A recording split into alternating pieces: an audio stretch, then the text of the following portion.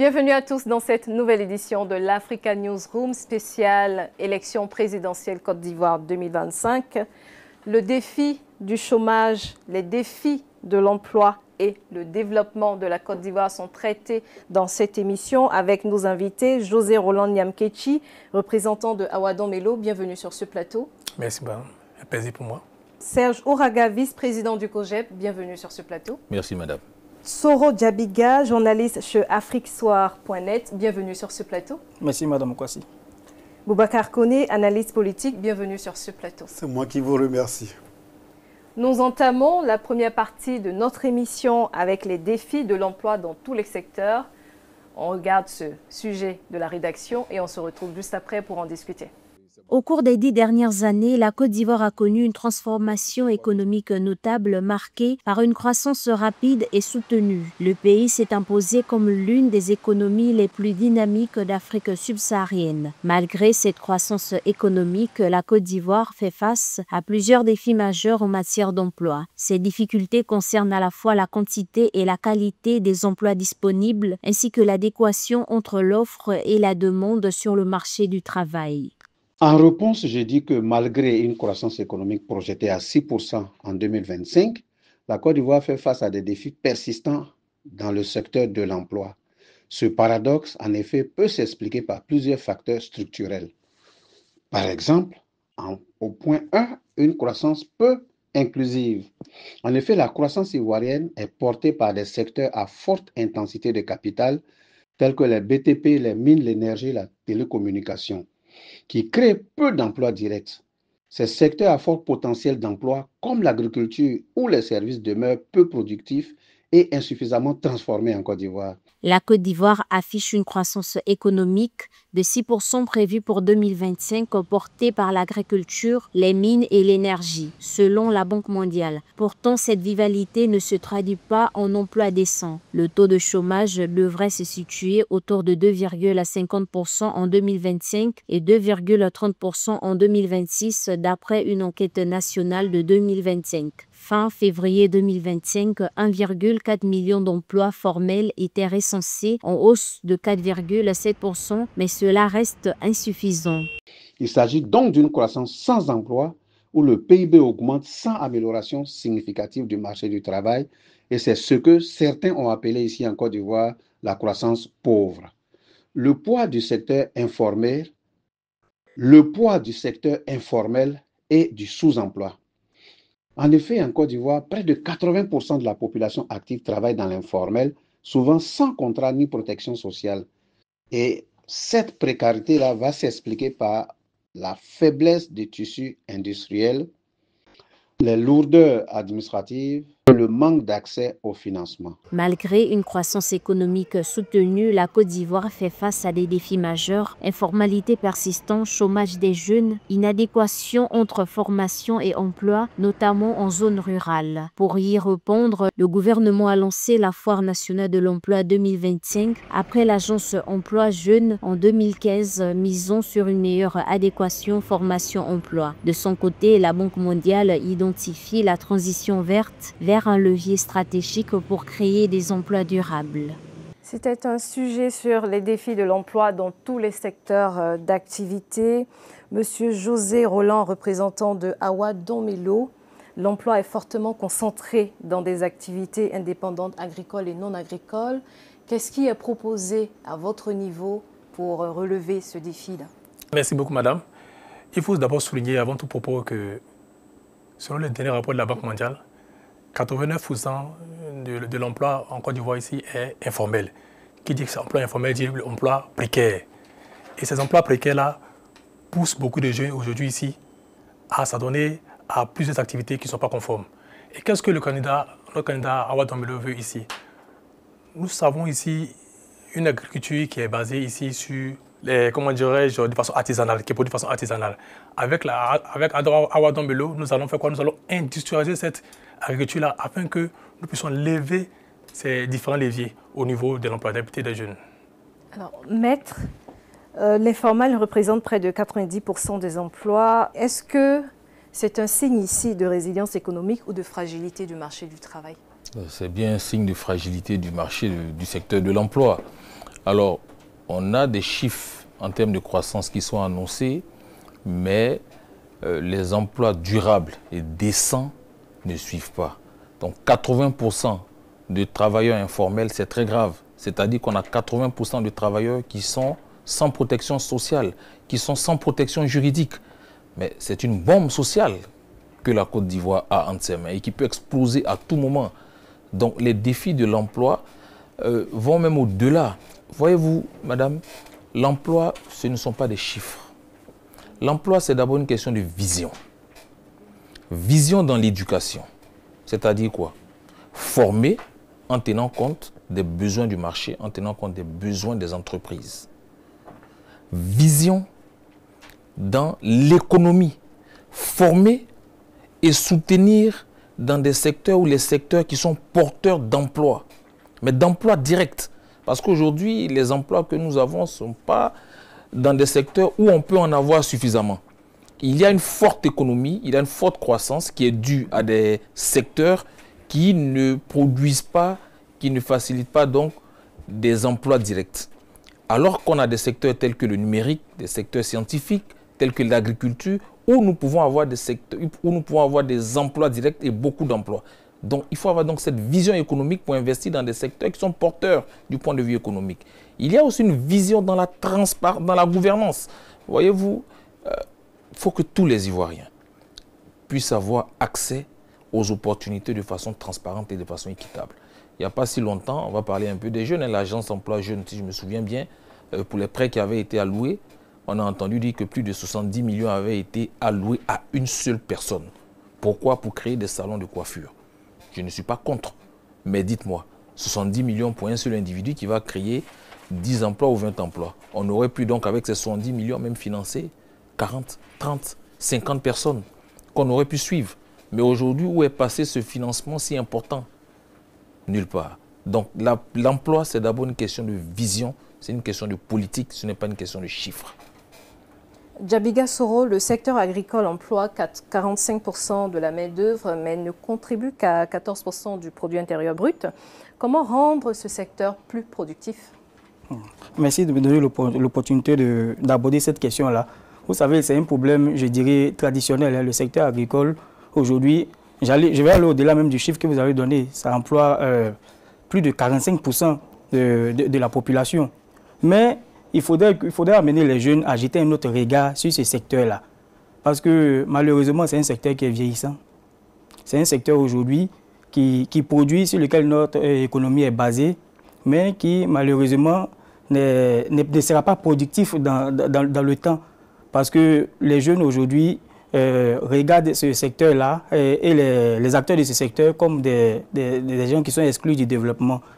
Et vous savez aussi que la jeunesse constitue plus de 77% de la population. Donc parler d'emploi, c'est parler de la jeunesse, c'est parler de l'avenir, c'est parler de la sécurité, c'est parler de l'éducation. Donc je pense que pour pouvoir développer ce secteur d'abord, il faut créer de l'engouement, il faut amener les jeunes à s'intéresser à ce secteur-là.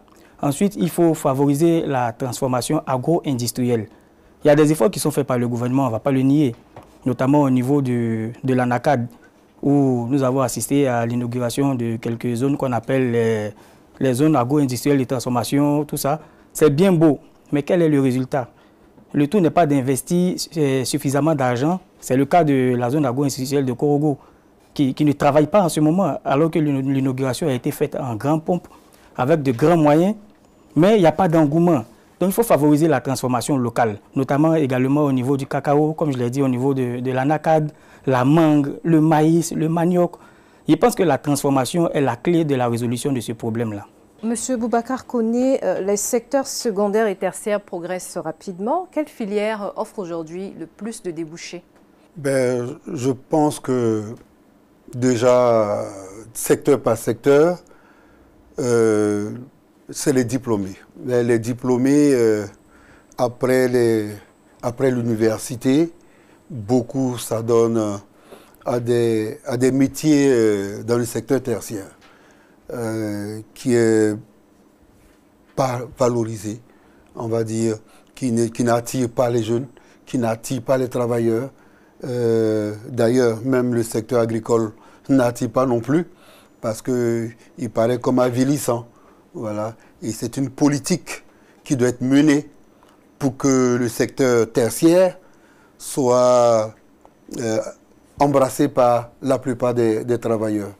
Donc je pense qu'une politique doit être menée pour que ce secteur soit envié par ceux qui cherchent un premier emploi. Monsieur José Roland, les PME constituent plus de 80% du tissu économique en Côte d'Ivoire. Pourquoi peine-t-on encore à créer massivement d'emplois? Effectivement, ça c'est une belle question parce que selon le dernier rapport des RISPI de Stan Désé, il avait dit que 80% des PME créent 20% des richesses. Pourquoi? Parce que nos PME ne sont pas structurées. Elles ne sont pas structurées, elles ne sont pas accompagnées. Elles sont beaucoup dans l'informel. Et lorsqu'une entreprise est beaucoup dans l'informel, elle ne peut pas créer la richesse. Créer la richesse en créant de l'emploi. Créer la richesse en contribuant à la recette fiscale au niveau des impôts. Mais ces personnes-là, ces entreprises, ces PME sont dans l'informel en majorité et ils n'arrivent pas à éclore pour créer de l'emploi au niveau de la jeunesse. Donc ils sont très souvent à rester dans l'ombre. Ils pourraient dire dans l'ombre parce que, ayant peur que lorsqu'ils vont sortir, vouloir se développer, vouloir embaucher plus d'autres personnes, vouloir créer, évoluer, ils seront contraints par des taxes et des impôts qui viendront les fatiguer. Donc ce secteur-là, il est prometteur, raison pour laquelle le candidat Awadon Bello, lorsqu'il sera là, qu'est-ce qu'il fera? Il va décider d'industrialiser ce secteur-là, en créant une banque de l'entrepreneuriat pour permettre à tous ces PME-là de pouvoir encore augmenter les chiffres d'affaires et encore évoluer encore plus. Maître, le coût du travail et les charges sociales freinent souvent l'embauche. Quelle réforme pourrait alléger le poids pour les entreprises? Mais déjà, il faut sensibiliser parce que les charges sociales, c'est d'abord dans l'intérêt aussi bien de l'employeur que du travailleur. Et on est tous travailleurs quelque part. Donc, voir les charges patronales, donc quand on parle de charges sociales, je pense plus aux charges patronales parce que c'est l'employeur qui réchigne parfois à payer, sinon pour les charges qui incombent aux salariés, il les prend à la source, donc il n'a pas de problème. Donc il faut que les employeurs comprennent que l'employé, on est tous des employés potentiels. Et l'employé qui bénéficie aujourd'hui, pour lesquels on paye des charges patronales, donc les charges sociales, est un retraité qui va mener une vie qui sera décente demain. Donc pour moi, il faut sensibiliser, continuer de sensibiliser, mais également créer les conditions pour une croissance. Alors, quand une personne qui met sur pied une entreprise a déjà des difficultés du point de vue de la croissance, a déjà une pression fiscale forte, il a tout de suite tendance à trouver des solutions pour échapper du mieux qu'il peut à l'administration fiscale et à tout ce qui est paiement des taxes. Donc, de notre point de vue, les charges sociales ne doivent pas être perçues comme un frein à l'emploi. Mais en même temps, il faut une politique du gouvernement pour inciter les employeurs à embaucher, à inciter les employeurs à payer ces taxes qui, de notre point de vue, sont même une forme, ça a une valeur morale.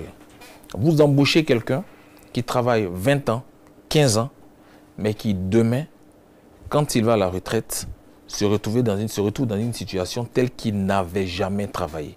Du point de vue moral même, il y a un problème que l'employeur auquel l'employeur doit faire face. Donc, il faut sensibiliser les employeurs dans ce sens. Djabiga Soro, quelle politique pour résoudre justement la question de ce manque d'emploi? Vous savez, le secteur privé est le moteur même de l'emploi, mais c'est un secteur qui est sous-exploité. Le secteur privé qui est censé être le moteur, comme je l'ai dit là, fonctionne avec peu de carburant. Parce qu'il y a quand même plusieurs problèmes qui sont liés, qui se confrontent à l'exercice même dans le domaine du secteur privé, tels que les fiscalités lourdes, le manque d'accès au crédit et les lenteurs administratives.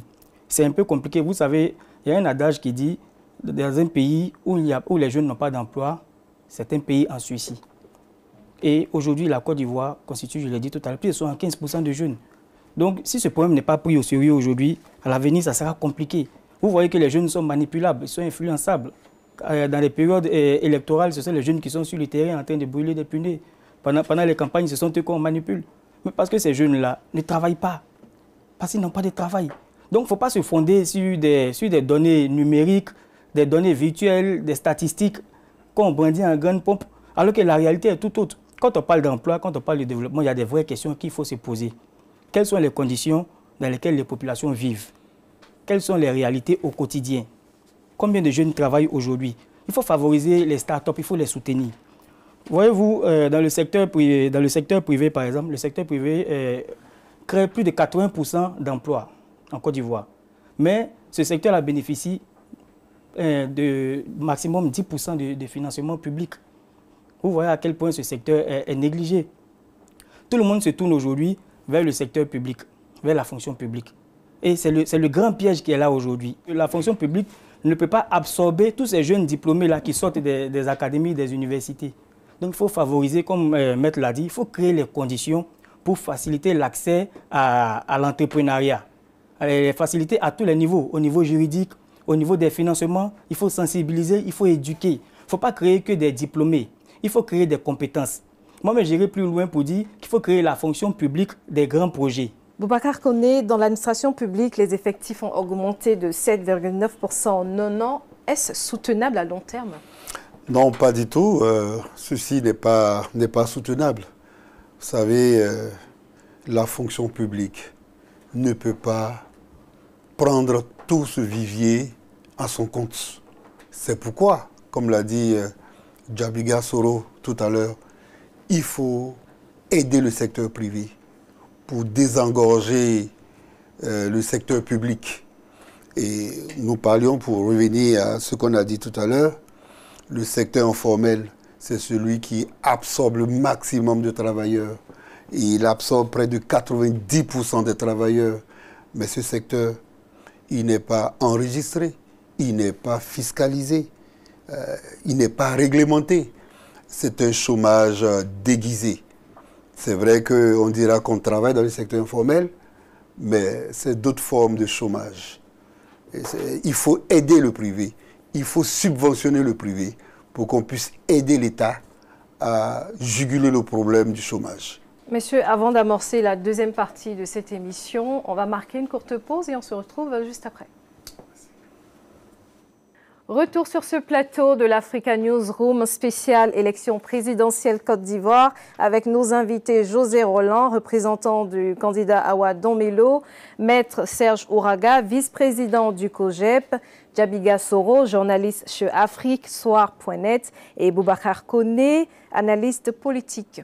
Nous abordons dans cette deuxième partie de l'émission la question du chômage et de l'employabilité des jeunes. Maître Serge Ouraga, malgré les efforts déployés par le pays, l'accès à un emploi décent pour les jeunes reste un défi majeur.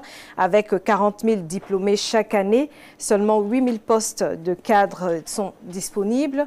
On a également le taux global du chômage sur la période 2024-2025 qui s'est établi entre 2,3 et 2,5%.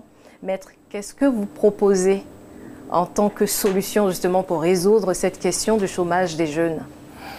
Alors, tout à l'heure, je l'ai dit, l'emploi, c'est d'abord une question de vision. Vision dans l'éducation. On forme des individus pour qu'ils travaillent. On ne les forme pas pour qu'ils aillent au chômage. Je l'ai dit, aujourd'hui, le pouvoir en place, le RHDP, se targue d'avoir construit des établissements ça et là. C'est bien. Mais est-ce que l'enseignement et la formation qui y est dispensée permet à ces milliers, ces centaines de milliers de jeunes, lorsqu'ils sortiront des universités et de nos grandes écoles, d'avoir du travail? Quelle est la vision que nous avons? Et la candidate Simone Yves Gbagbo, justement, a une vision de l'emploi. Parce que nous estimons que l'emploi, c'est d'abord la formation. Formation technique, formation professionnelle. Donc, mettre l'accent sur la formation technique et professionnelle. Depuis que le RHDP est là, depuis 2011, vous me direz combien de nouveaux établissements ont été créés en matière technique et en matière professionnelle comparés aux établissements à caractère d'enseignement général. Ça veut dire qu'il y a une question, à ce niveau même, au niveau de la vision, il y a déjà un problème. Mais nous disons, dans le numérique par exemple, dans les secteurs spécialisés dans les sciences et autres, il y a des choses à faire. Soit dit en passant, on n'a pas de problème, on n'a pas de professeur de mathématiques. comment on arrive à former des jeunes pour que demain ils puissent aller dans des secteurs réservés à la science, par exemple. Il y a donc un problème. Madame Simone Yves Gbagbo donc s'engage à donner aux jeunes des emplois décents, des emplois durables. Parce que les emplois dans l'informel, je l'ai dit, ne sont pas décents. Aujourd'hui, le gouvernement RHDP nous dit, oui, nous avons créé des milliers, des centaines de milliers d'emplois dans les TIMO. Mais les TIMO, ce sont des projets 2 ans, 3 ans, 4 ans. Mais après ça, que devient le jeune? Que fait-il? Parce que là, il est déjà en sous-emploi. Et en plus, il va maintenant exercer une activité qui ne correspond même pas à sa formation. Qu'est-ce qu'il devient à la fin? Est-ce que sa vie a été transformée? Non. C'est dommage qu'on n'ait pas un représentant du RHDP sur ce plateau. Alors, José Roland, représentant du candidat Awadon Bello, le chômage touche surtout les jeunes, avec près de 77% de chômeurs qui ont moins de 35 ans. Environ 300 000 jeunes arrivent chaque année sur le marché du travail pour à peine 50 000 emplois créés dans le formel. Quelles sont vos propositions, quelles sont vos stratégies? Ok. Il est important de souligner que selon le rapport de la Banque mondiale, 75% de la jeunesse de la population ivoirienne est jeune. Et cette population-là est beaucoup au chômage. Qu'est-ce que nous pouvons mettre en place? Nous avons beaucoup de structures, à savoir le numérique, le BTP, et je dirais l'agriculture qui regorge assez d'emplois. Pourquoi depuis ce moment, au niveau de l'employabilité, nous avons stagné, je dirais même nous avons régressé? Pourquoi? Parce que nous étions partis d'une économie de matières premières. Et avec l'arrivée de notre candidat, le président Awadon Bello, je peux le dire ainsi, nous passerons d'une économie industrialisée qui permettra d'augmenter le levier en termes de l'employabilité. Boubacar Koné, le taux de chômage des jeunes avoisine 15% selon les chiffres officiels. Ce chiffre relève-t-il d'une inadéquation entre la formation et l'emploi, selon vous? Oui, parfaitement. Pas que. Il n'y a pas que l'inadéquation entre la formation et l'emploi. C'est un travail global qu'on doit faire. On doit jeter un coup d'œil sur tout ce qui peut permettre aux jeunes de travailler. Vous savez, on a ici des représentants des partis politiques. L'emploi jeune, ça ne se décrète pas. C'est avoir une vision claire et nette de ce qu'on veut pour l'avenir de ce pays. C'est la frange de la population la plus valide, la plus forte, elle est ambitieuse, elle est diplômée. Mais comment ils n'arrivent pas à trouver de l'emploi pour ceux-là qui sont l'avenir du pays? Alors, il est difficile de parler de chômage sans parler de jeunes. Vous l'avez dit, vous avez deux chiffres différents. L'un parle de 115% de la population, vous parlez de 77% de la population. Mais d'après l'Agence nationale des statistiques, c'est 77% de la population. C'est un vivier important. Et donc ce vivier doit être pris en compte par les pouvoirs publics pour trouver du travail. Et d'après ces statistiques, nous sommes à 32 800 000 habitants, d'après les statistiques. Et donc si on prend 77%, on a près de 25 millions de jeunes. 25 millions de jeunes. Mais ce vivier, qu'est-ce qu'on en fait? Il faut avoir une vision claire. Il faut avoir une vision claire pour trouver du travail à ceux-là. Et trouver du travail pour les jeunes, ben, c'est la Côte d'Ivoire qui gagne. Donc vivement que les politiques trouvent des solutions, plutôt, je n'allais pas dire de faire des incantations, mais trouver vraiment du travail. Nous allons suivre cet élément de la rédaction sur les politiques publiques menées en faveur des jeunes et on en discute juste après. Depuis l'adoption de la politique nationale de la jeunesse 2021-2025, la Côte d'Ivoire a renforcé son engagement à faveur des jeunes. En plaçant celle de 2016-2020, cette nouvelle politique repose sur 3 piliers clés: le développement des compétences, la citoyenneté active et l'amélioration du bien-être des jeunes.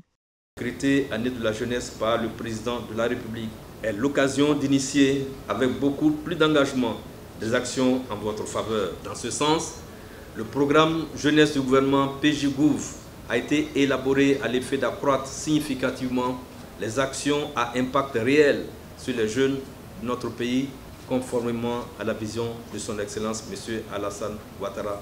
Dans cette dynamique, le programme PJ-Gouv, lancé en 2023, marque un tournant avec une enveloppe budgétaire exceptionnelle de plus de 1118 milliards de francs CFA sur 3 ans. En une seule année, plus de 512 000 jeunes ont bénéficié de formations, d'aide à l'insertion ou à l'entrepreneuriat pour un coût de 361,4 milliards de francs CFA. Des actions concrètes sont également menées sur le terrain. En avril 2025, un atelier national organisé à Yamoussoukro a réuni des jeunes leaders de plusieurs villes pour une formation à la gouvernance associative et à la collecte de données. Le président de la République, son Excellence Alassane Ouattara, a décrété l'année 2023 année de la jeunesse.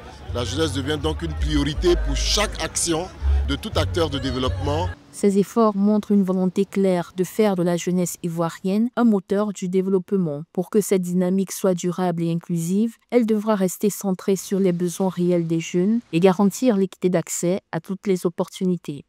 Retour sur ce plateau. Dans cette partie de l'émission, nous traitons justement des politiques publiques menées en faveur des jeunes.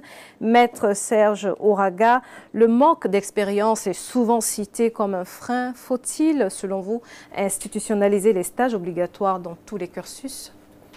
C'est un des piliers, un des points du programme de la candidate Simone Iwabou qui justement veut faire de l'apprentissage. Donc les stages, un point important obligatoire de la formation. Alors déjà, elle prévoit dans le cursus scolaire même déjà au niveau des élèves, de faire des stages, soit en entreprise, dans des fermes, dans des exploitations agricoles, pour commencer à cultiver l'amour du travail et également les talents dès le bas âge. Aussi pour aiguiser l'esprit d'entrepreneuriat de tous ces jeunes. Donc l'expérience, madame, elle ne se décrète pas. L'expérience, ce sont les pouvoirs publics qui créent les conditions pour que les jeunes aient de l'expérience. Alors, nous tous ici avons été une fois à commencer. On commence bien quelque part. Donc si nous devons toujours exiger l'expérience, mais où est-ce que ces jeunes vont acquérir l'expérience? Forcément quelque part. Donc il faut créer les conditions pour que ces jeunes-là puissent avoir de l'expérience. Et je l'ai dit, c'est la formation. La formation technique, la formation professionnelle qui va nous permettre d'absorber toutes ces personnes. Nous l'avons dit, l'emploi, c'est une question de vision économique. Donc, investir dans des secteurs qui sont porteurs d'emplois directs. Si vous investissez tout notre argent dans des secteurs qui ne produisent pas, qui ne nous permettent pas d'avoir des emplois directs, on aura une croissance, on aura un PIB élevé, mais on n'aura pas suffisamment d'emplois. Et c'est aujourd'hui l'état des lieux au niveau ici en Côte d'Ivoire. Croissance, mais pas beaucoup d'emplois. Djabiga Soro, comment améliorer la formation professionnelle pour qu'elle soit perçue comme une voie de réussite et non de repli? Il faut adapter les formations académiques, ou du moins les formations aux besoins réels sur le marché de l'emploi. Et quand je parle de besoins réels, je vais parler des secteurs tels que l'artisanat, l'agriculture, l'énergie. Voilà des secteurs qui regroupent aujourd'hui un grand nombre de jeunes qui a besoin de compétences, de ressources humaines. Mais il faut la formation. Il faut une réforme au niveau de l'éducation nationale, une réforme au niveau de la formation, comme je l'ai dit. Vous savez, l'emploi, nous sommes en période électorale, l'emploi ne doit pas être un slogan de campagne. Ça doit être une politique de courage. Le courage, ce n'est pas faire ce qu'il faut pour plaire, mais c'est faire ce qui est utile. Et le courage, c'est prendre sur soi-même pour réduire les charges de l'État. C'est combattre la corruption. C'est engranger le maximum de moyens pour pouvoir financer les projets des jeunes, pour pouvoir absorber ces jeunes-là aujourd'hui qui sortent des écoles de formation et qui n'ont pas la chance de rentrer à la fonction publique. Vous comprenez? Voilà pourquoi j'ai parlé tout à l'heure de la fonction publique des projets modernisés. Parce que la fonction publique n'est pas synonyme de réussite ou de compétence. Tous ceux qui rentrent là-bas ne sont pas forcément meilleurs que ceux qui n'ont pas eu la chance d'y rentrer. Donc comment récupérer ces jeunes-là? Comment les aider à s'insérer?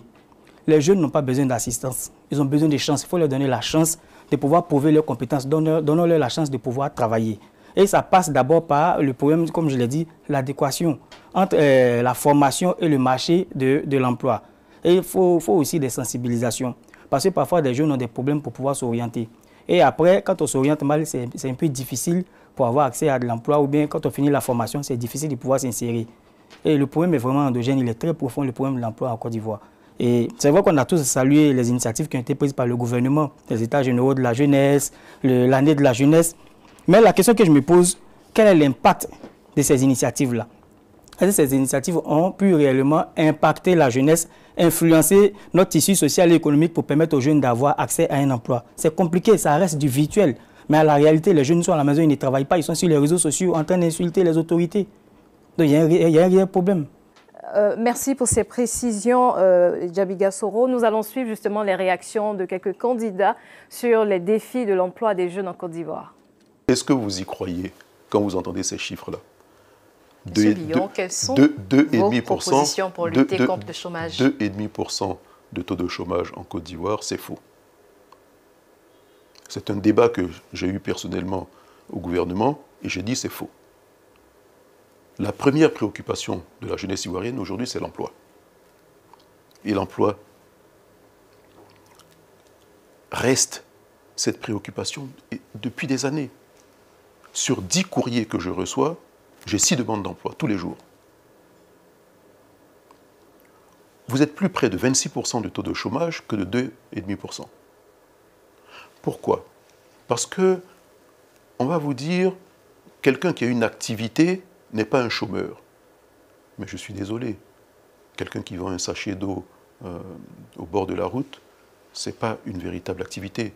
Il est dans la survie, c'est la débrouillardise. Ce n'est pas un emploi.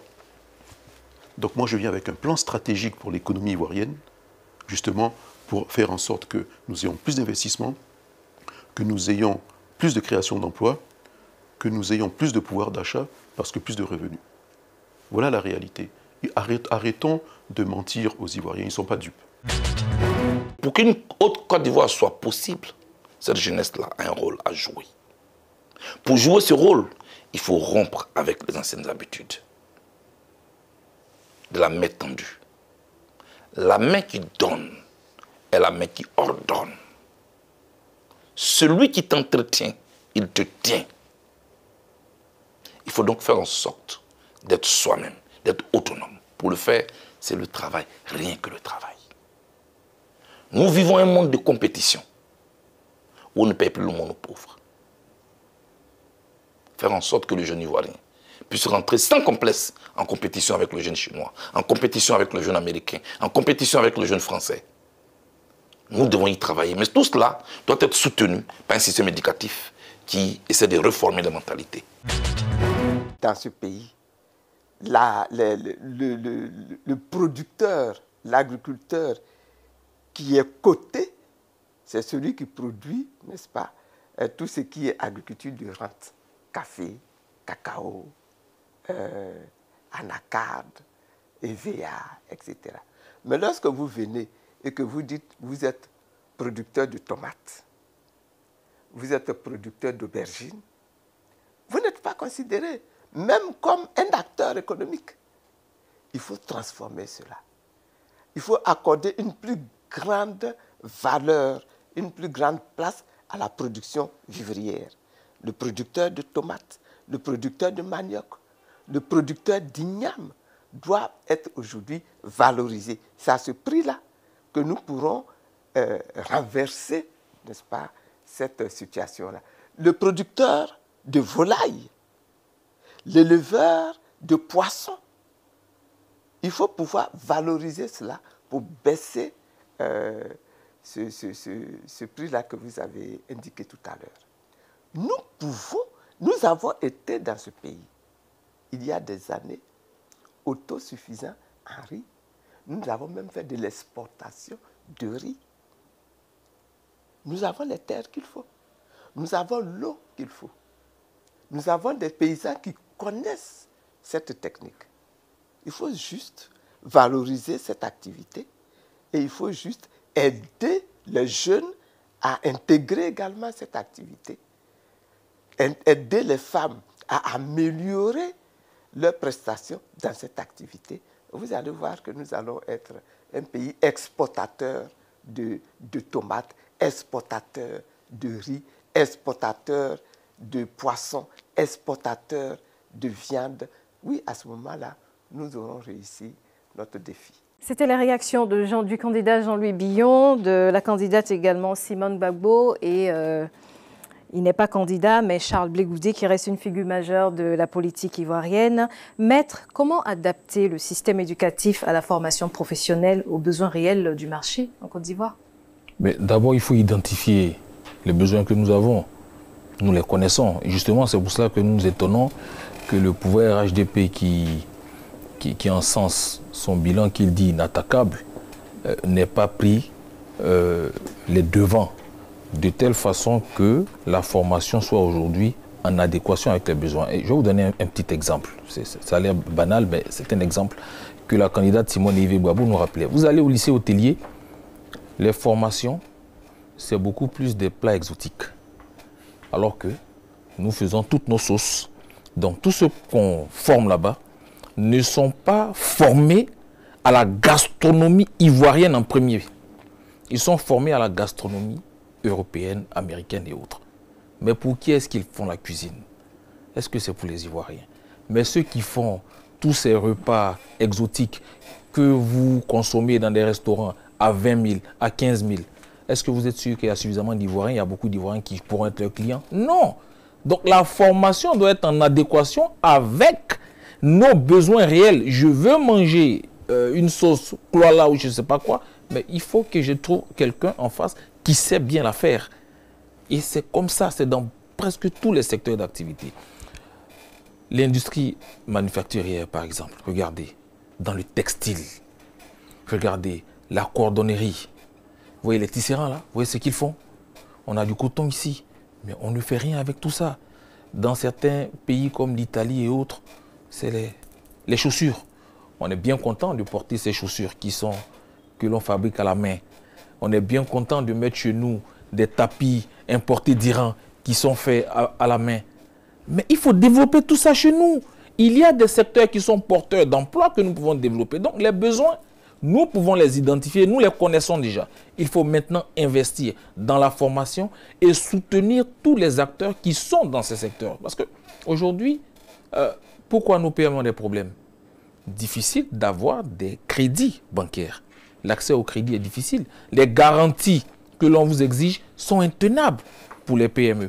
Mais il faut créer les conditions pour que non seulement on puisse former dans ces secteurs qui sont porteurs d'emplois, comme l'agriculture et autres. Nous savons tous que nous allons toujours manger du riz. Et nous produisons aujourd'hui 50%, 55% de notre consommation. Mais pourquoi est-ce que nous n'investissons pas dans la production de riz puisque le marché est là?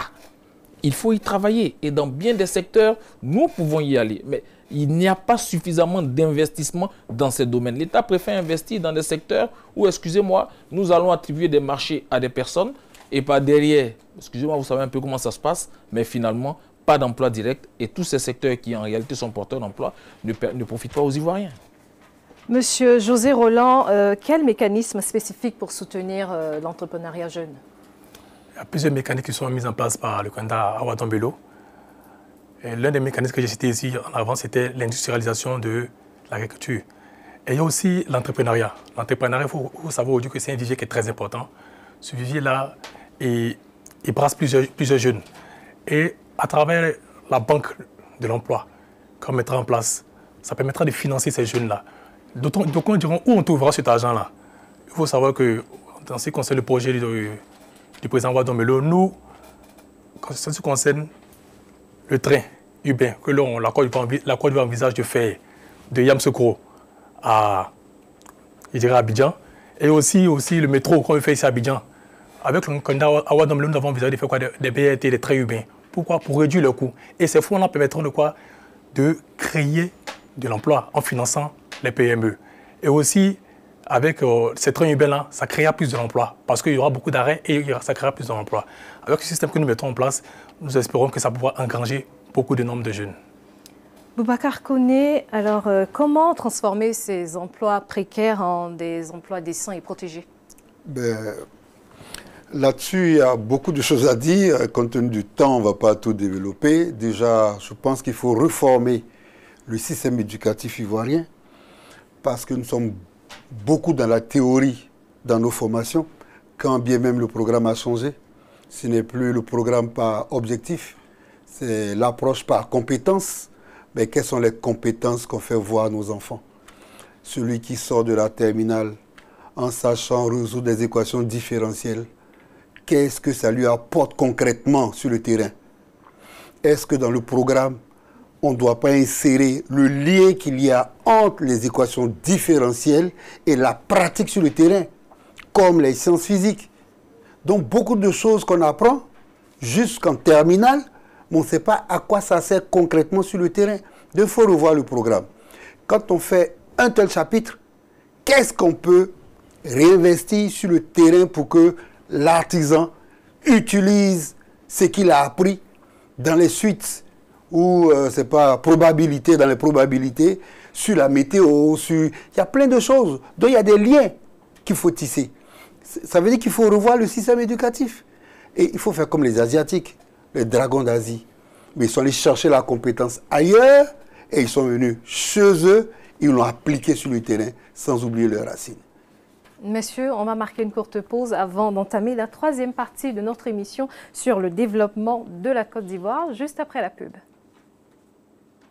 Retour sur ce plateau, nous entamons la troisième partie de cette émission spéciale élection présidentielle Côte d'Ivoire. Le thème de cette troisième partie, c'est le développement de la Côte d'Ivoire, justement axé sur la croissance économique. La Côte d'Ivoire qui affiche une croissance estimée à 6,2% en 2025, selon les données de la Banque mondiale. Cette croissance économique, notamment, reste forte, mais pas toujours inclusive. Djabiga Soro, pourquoi cette croissance ne profite-t-elle pas à tous? Vous avez fait un bon constat d'abord. La croissance, effectivement, ne profite pas à tout le monde. Est-ce que les jeunes de Korogo, de Man, d'Aboasso, de Dabou, de Divo ont les mêmes chances que les jeunes d'Abidjan? C'est la question qu'il faut se poser. Non, ce n'est pas équitable. La croissance chiffrée par notre gouvernement ne profite pas malheureusement à tout le monde et ça pose la problématique de la justice sociale. Il faut une équité, il faut une redistribution équitable de nos ressources, de nos richesses sur toute l'étendue du territoire national. Ça m'amène à parler de la décentralisation.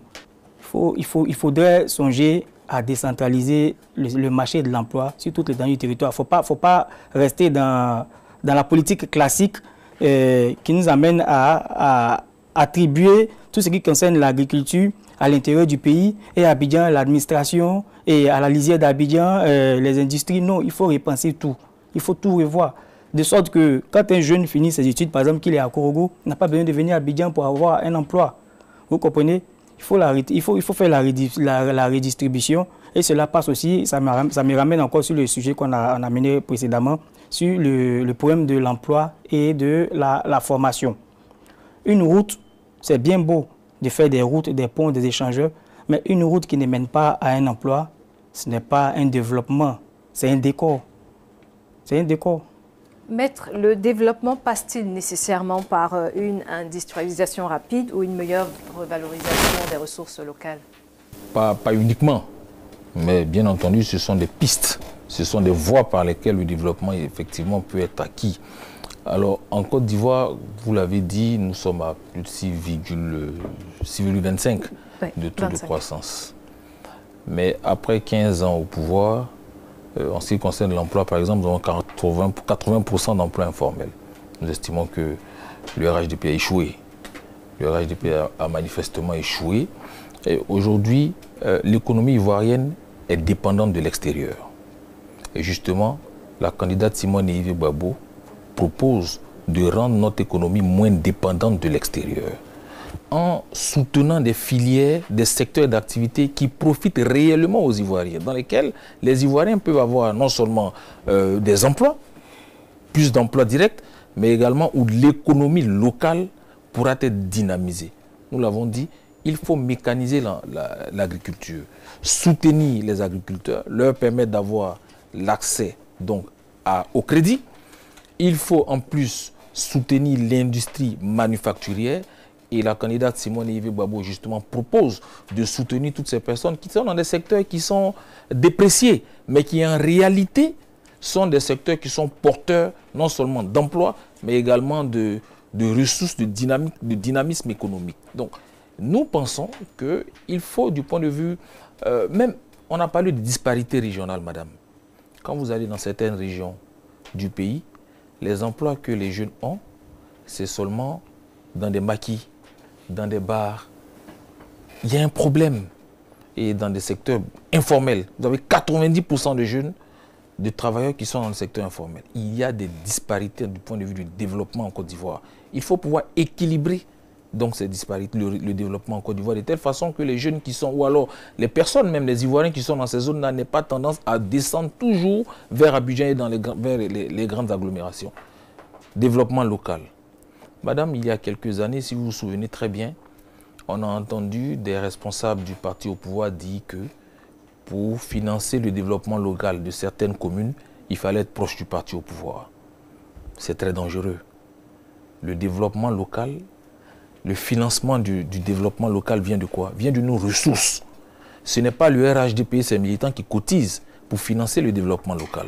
Donc l'argent qui appartient aux Ivoiriens doit profiter à tous les Ivoiriens sans que l'on puisse conditionner le développement d'une région par l'appartenance du maire ou du député ou du conseil régional à un parti politique.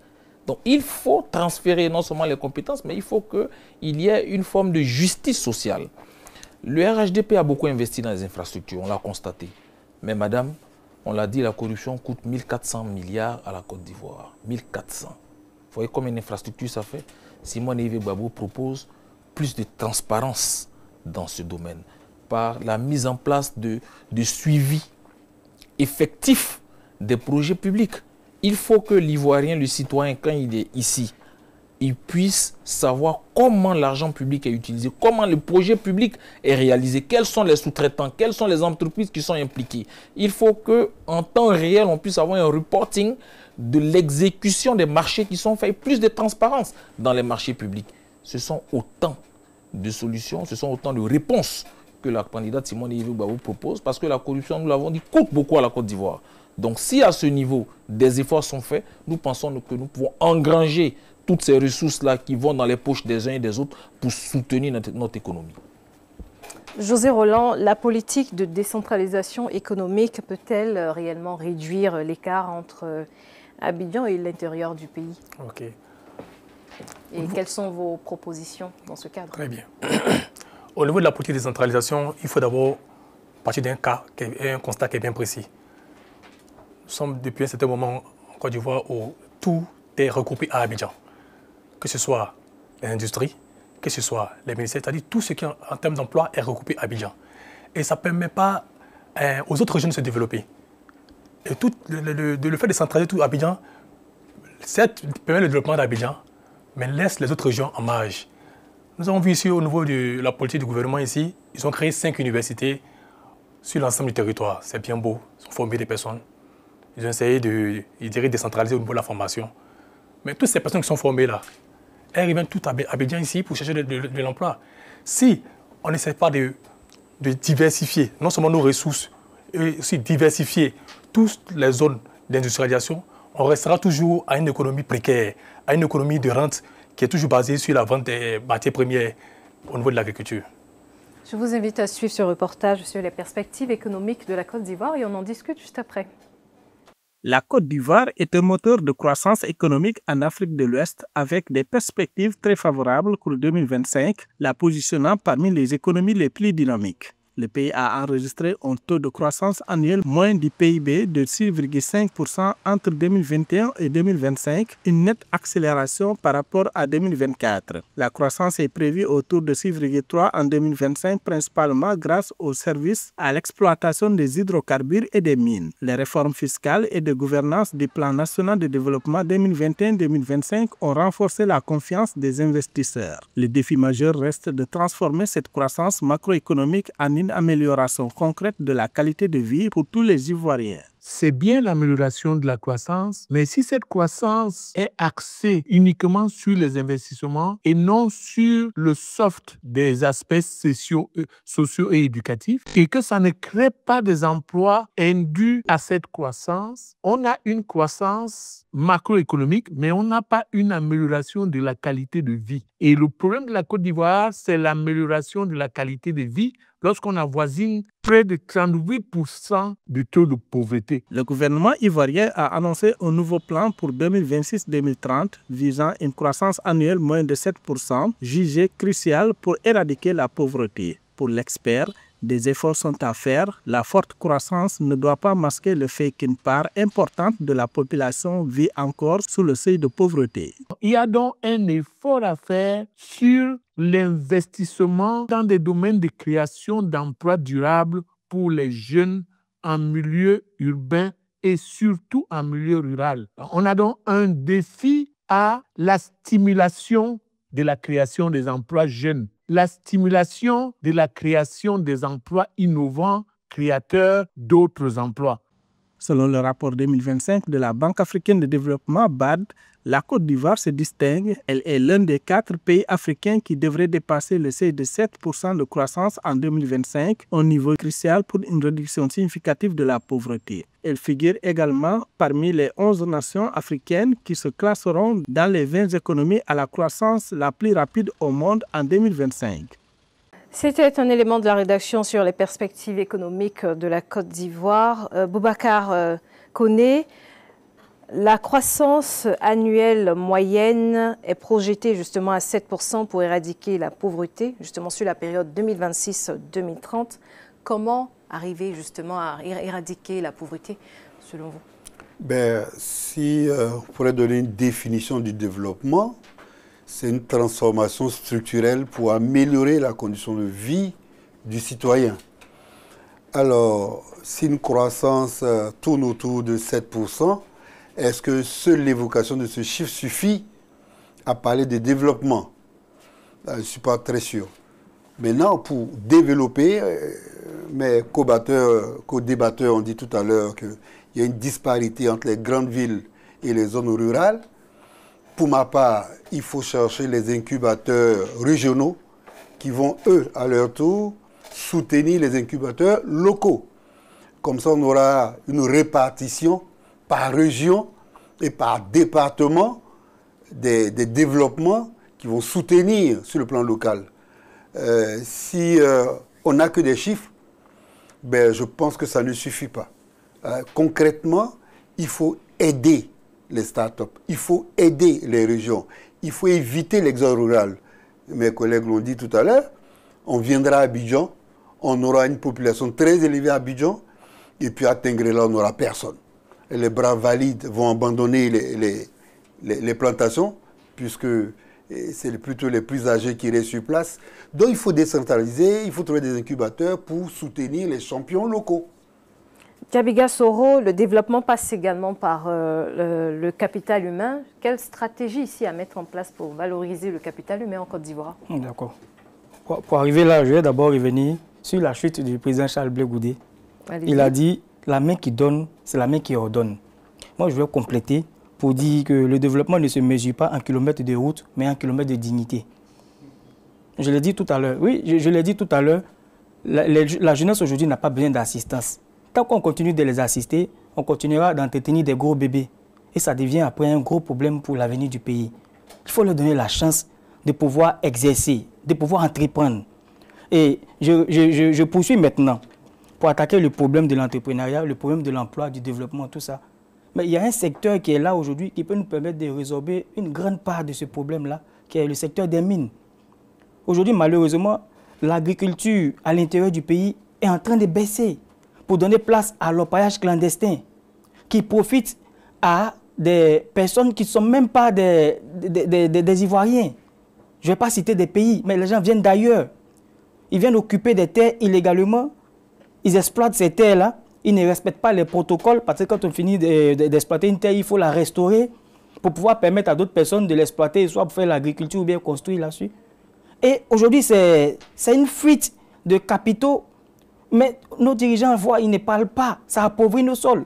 Et ça vient encore aggraver le taux de pauvreté de la Côte d'Ivoire. Donc vous voyez que nous avons la solution au bout des lèvres. Parce que l'administration ivoirienne est représentée sur toute l'étendue du territoire national. Nous avons des préfectures, des sous-préfectures, des mairies, des conseils régionaux. Maintenant, on a créé des ministres-gouverneurs. Autant d'institutions budgétivores qui pouvaient nous permettre d'économiser de l'argent encore et soutenir les start-up, comme M. Koné Boubacar l'a dit tout à l'heure. Mais le secteur des mines aujourd'hui et le secteur immobilier, voilà deux secteurs qui peuvent nous aider considérablement à régler, à trouver une solution solide et durable aux problèmes de l'employabilité des jeunes et aux problèmes du développement. Et effectivement, pour revenir sur le développement du capital humain, quelles sont ces solutions-là? La formation. Il faut restaurer la dignité des jeunes. Il ne faut pas les utiliser comme des troupeaux, comme des bétails électoraux. Il faut les former. Il faut leur donner une formation utile, une formation pragmatique qui leur permettra, après la formation, de pouvoir avoir accès à un emploi ou bien de pouvoir bénéficier d'un financement pour pouvoir s'installer et exercer et continuer à contribuer à développer leur pays. C'est tout simple. Maître, est-ce que selon vous, l'éducation et la santé suivent-elles le rythme de la croissance économique? Non, je l'ai dit. Si l'éducation suivait, on n'aurait pas 80% de travailleurs dans le secteur informel. Ça veut dire que l'éducation ne suit pas et n'est pas en adéquation avec les besoins de la société. Dans l'élément que nous avons entendu tout à l'heure, vous avez vu les prévisions en termes de croissance, on l'a dit, sont adossées en majorité, sont justifiées par le secteur des hydrocarbures et des mines. Mais on est tous unanimes. À qui profite le secteur des hydrocarbures et des mines? Tout ce qui est pétrole, gaz, à qui est-ce que ça profite? Ça profite à des non-nationaux, à des multinationales. Les mines, même ceux qui sont dans le cadre normal, formel, qui n'est pas clandestin, profitent. C'est encore des investisseurs étrangers. Donc, toutes nos ressources sont rapatriées. Donc, notre croissance aujourd'hui, d'après l'élément que j'ai entendu, est adossée sur des secteurs qui ne dépendent pas de nous. Donc, notre croissance est dépendante de l'extérieur. Mais ça, ce n'est pas une croissance. Une croissance qui ne dépend pas de nous n'est pas une croissance. Et c'est justement ce que la candidate Simone Gbagbo propose, une souveraineté économique. Dans tous les domaines, on a parlé de souveraineté alimentaire. Vous avez en Côte d'Ivoire des secteurs où nous n'arrivons pas à nous autosuffire. Voilà des secteurs dans lesquels l'État peut investir afin non seulement de créer des emplois, mais afin de dynamiser notre économie, puisque le marché est là. Le marché est là. On a des entreprises, des cultures de rente. La valeur ajoutée, quand on vend le cacao brut, la valeur ajoutée est captée où? Est captée à l'extérieur. Donc il faut industrialiser ici pour que nous puissions garder donc, la valeur ajoutée pour que cela donc, bénéficie aux Ivoiriens. Donc, madame, tous ces chiffres que nous annonçons, tous ces chiffres qui sont annoncés en réalité, la croissance en Côte d'Ivoire ne bénéficie pas aux Ivoiriens. L'éducation dirigée aujourd'hui, l'éducation qui a été, le système éducatif aujourd'hui de la Côte d'Ivoire, depuis le RHDP, depuis 15 ans qu'ils sont là, ne répond pas aux attentes des Ivoiriens. C'est pour ça que je dis que le RHDP a échoué. Il faut qu'il parte. Je vais aller plus loin. Il n'y a pas que la période où le RHDP est au pouvoir, ça dure depuis bien longtemps. Je l'ai dit tout à l'heure, depuis d'autres dirigeants de ce pays n'ont pas fait l'adéquation entre la formation et l'emploi. Voilà, c'est un problème général pour les pays francophones, plutôt que les pays anglophones, qui sont beaucoup plus pratiques, qui vont beaucoup plus dans les formations techniques que les pays francophones. Et justement, si le pouvoir en place n'a pas compris cela, il faut qu'ils partent. C'est ça que nous disons. Ceux qui l'ont fait avant, ils ont mal fait, mais vous venez, vous reconduisez les mêmes pratiques qui sont mauvaises, vous devez partir parce que vous n'avez pas compris. Donc ceux qui n'ont pas bien fait, il ne faut pas qu'ils reviennent. José Roland, justement, quelles sont vos propositions? Quelles sont vos propositions en termes d'accès à l'électricité qui reste souvent en manque dans certaines régions du pays? Effectivement, dans certaines régions, il y a l'électricité qui manque, mais il y a un vivier qui est très important pour nous ici en Côte d'Ivoire, je dirais même en Afrique, qui est l'énergie solaire. L'énergie solaire, depuis un bon moment, depuis plus de 15 ans, plus de 20 ans, n'est pas exploitée. Il y a des régions au nord où il fait suffisamment chaud, même ici encore il fait suffisamment chaud, mais ce n'est pas exploité. Lorsque on mettra en exploitation ces panneaux voltaïques, l'énergie solaire là, ça permettra à l'ensemble de ces populations-là qui sont en contrée, même dans les villages, même de bénéficier d'avoir du courant. Mais on ne voit pas cette opportunité-là qui s'offre à nous, parce que c'est une opportunité naturelle, on ne voit pas cette opportunité-là. Parlons aussi du coût de l'électricité. L'électricité, en termes de coût, il a connu une augmentation ces dernières années. Il devient un poids lourd pour les Ivoiriens. Parce qu'aujourd'hui, avec l'effet climatique que nous vivons ici, il fait tellement chaud que lorsque tu essaies de te mettre à l'aise, mais tu es surpris par ta facture. Alors que si on avait beaucoup plus développé le côté de l'énergie solaire, qu'est-ce qu'on allait faire? On allait réduire à coup sûr les charges d'électricité et ça allait faire quoi? Ça allait permettre à l'Ivoirien ici de devenir plus heureux. Parce que lorsque les charges sont moins, l'Ivoirien est plus heureux. Raison pour laquelle le président Awadon Bello, je dis toujours président parce que lorsqu'il viendra, on sera toujours heureux. Le président du parti. Justement, le président de mon parti, justement, il a mis à travers ses 42 piliers au niveau de l'énergie un volet très important qui permettra à l'Ivoirien lambda d'être heureux et d'avoir une vision plus sereine en étant sur ce territoire ivoirien. Pour terminer là-dessus, à l'horizon 2030, quelle vision d'un développement équitable, inclusif pour tous les Ivoiriens? Très belle question. Nous savons tous ici que les 6% le taux que vous avez dit ici en termes de développement, de croissance, est beaucoup plus porté par les multinationales, par l'étranger. Et lors des derniers rapports du rapport risque-pays de Stan Désé, il avait dit que 20% des multinationales produisent 80% au niveau des recettes, en termes de recettes, en termes de PIB. C'est-à-dire, vous voyez comment cette minorité-là arrive à développer ce secteur-là. Donc, il est important pour nous d'industrialiser quoi au niveau local, les entreprises qui appartiennent à l'État, aux Ivoiriens, afin qu'on puisse quoi augmenter en termes de valeur. Maître, vos stratégies à l'horizon 2030, quelle vision d'un développement équitable et inclusif pour tous les Ivoiriens? La candidate Simone Iwabo, un triptyque. Réconciliation, transformation et souveraineté. Dans la réconciliation, pas de problème, nous avons besoin de vivre en bonne intelligence.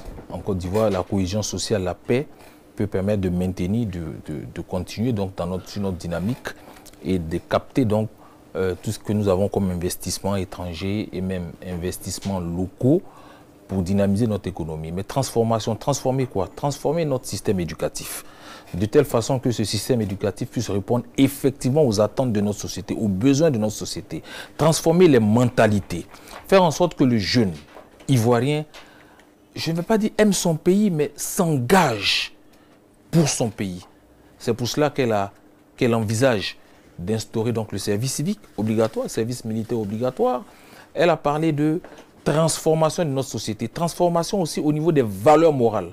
La Côte d'Ivoire, il faut le dire, depuis ces dernières années, sous le gouvernement RHDP, c'est une décadence des valeurs morales. Il faut revenir à nos valeurs traditionnelles. Il faut revenir à nos valeurs traditionnelles. Il faut revenir à nos valeurs de travail, à nos valeurs d'unité. Nous en avons besoin.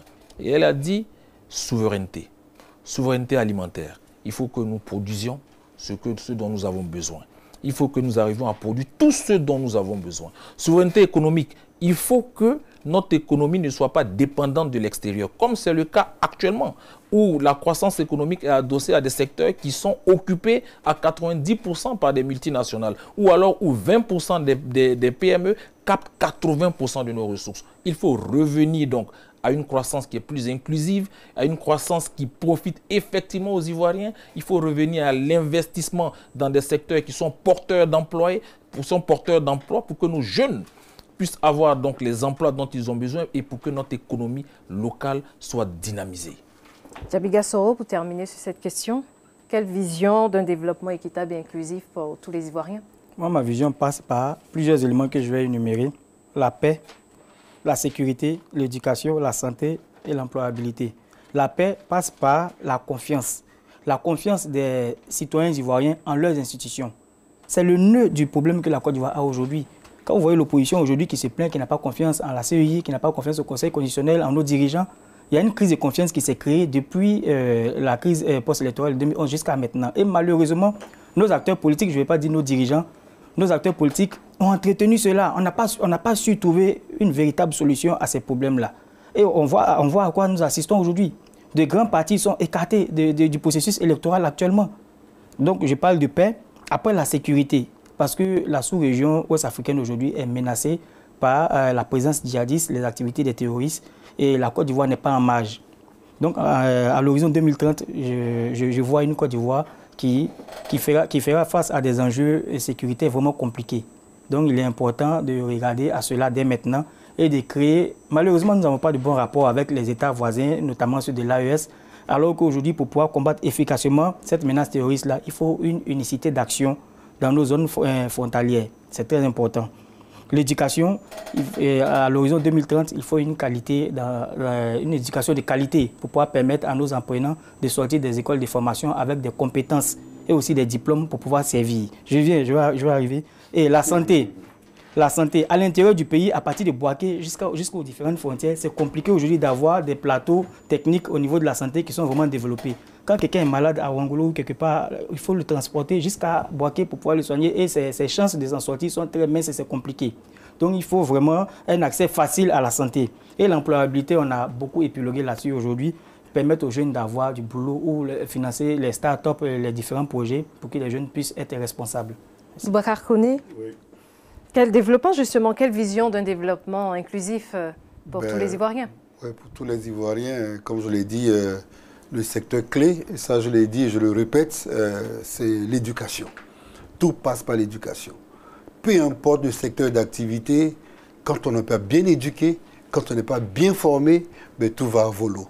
Donc les jeunes ne demandent pas, ils ne témoignent pas, mais ils cherchent plutôt des opportunités pour montrer le savoir-faire.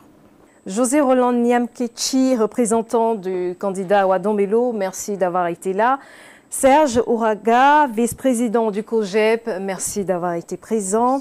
Boubacar Koné, analyste politique, merci d'avoir été là. Diabiga Soro, journaliste chez afriquesoir.net, merci d'avoir été là. C'est moi qui vous remercie. Merci à vous, chers téléspectateurs. Retrouvez l'intégralité de ce ANR sur toutes nos plateformes et sur l'application MyAfrica 24.